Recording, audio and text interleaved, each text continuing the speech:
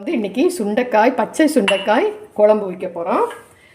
இந்த சுண்டைக்காயை வந்து இங்கே பாருங்கள், ஒரு லேசாக அது ரெண்டாக கட் பண்ண முடியாது.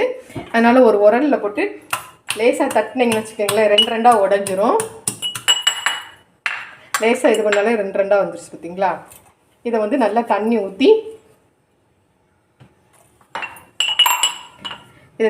நல்லா கழுவிட்டு இந்த விதையெல்லாம் எடுத்துருவோம்.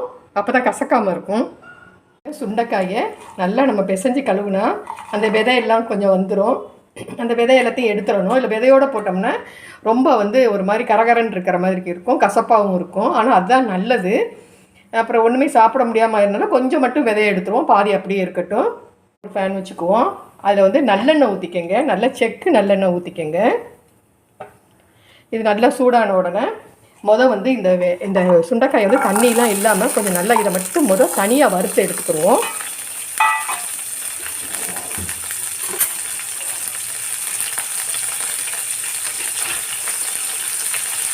அந்த எண்ணெயில் கொஞ்சம் வதக்கிக்குவோம்.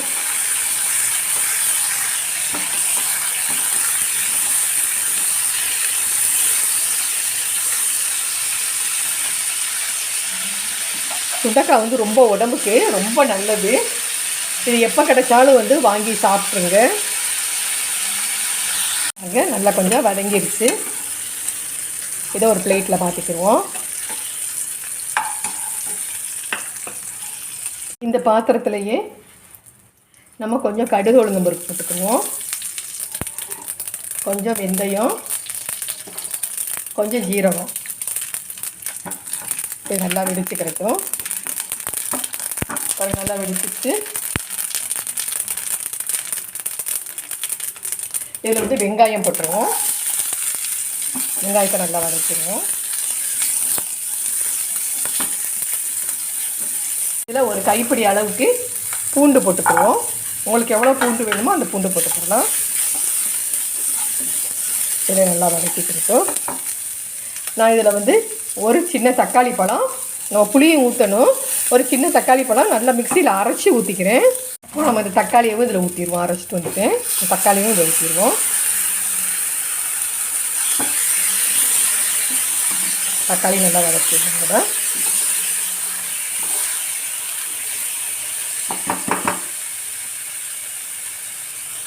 பாருங்கள், நல்லா தக்காளி நல்லா வதங்கிடுச்சு.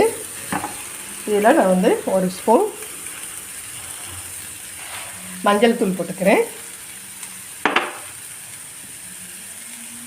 நம்மளுக்கு குழம்புக்கு தேய்த்த மாதிரிக்கு நான் 1.5 ஸ்பூன் குழம்பு மிளகாய் பொடி, குழம்புக்கு எல்லாமே போட்டு அரைச்சி வச்சுருப்போம்ல அந்த மிளகாய் தூள் போட்டுருவோம். போட்டு லேசாக எண்ணெயில் பிரட்டி விட்டுட்டு கருகிற போது கருகாமல் நான் வந்து கொஞ்சம் புளி கரைச்சி வச்சுருக்கேன், அதையும் இதில் ஊற்றிடுவோம்.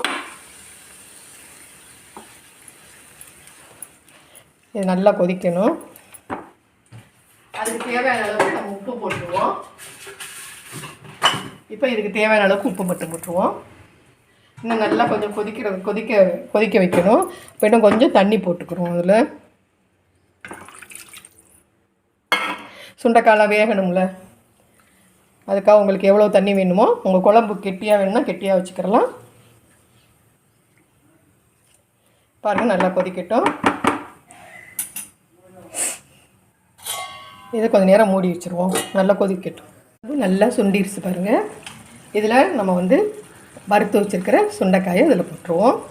நம்ம இது வறுத்து வச்சுருக்கறனால இது ரொம்ப நேரம் வேக வேண்டியதில்லை, இது நல்லாவே வெந்துருச்சு. இந்த குழம்பு ரொம்ப தண்ணியாக வைக்கக்கூடாது, கொஞ்சம் பிரட்டின மாதிரிக்கு வைக்கணும். கொஞ்சம் கொதித்த உடனே நம்ம ஆஃப் பண்ணிடுவோம். சுண்டைக்காய் நல்லா எண்ணெயிலே நல்லா வெந்துருச்சு, அதனால் நம்ம ரொம்ப நேரம் வேக வைக்க வேண்டாம், மூடி வச்சுருவோம். நல்லா 5 நிமிஷம் கொதிச்சிருச்சு. நல்ல பச்சையும் மாறாமல் நம்ம எண்ணெயில் வறுத்ததுனால நல்லா அழகாக இருக்குது பாருங்கள் சுண்டைக்காய் குழம்பு. இதை மாதிரி நீங்களும் செஞ்சு பாருங்கள். பாருங்கள், சுண்டைக்காய் நம்ம கார குழம்பு நல்லா சூப்பராக வச்சாச்சு. இதே மாதிரி நீங்களும் செஞ்சு பாருங்கள். சப்ஸ்கிரைப் பண்ணுங்கள், கமெண்ட் கொடுங்க. தேங்க்யூ, பாய்.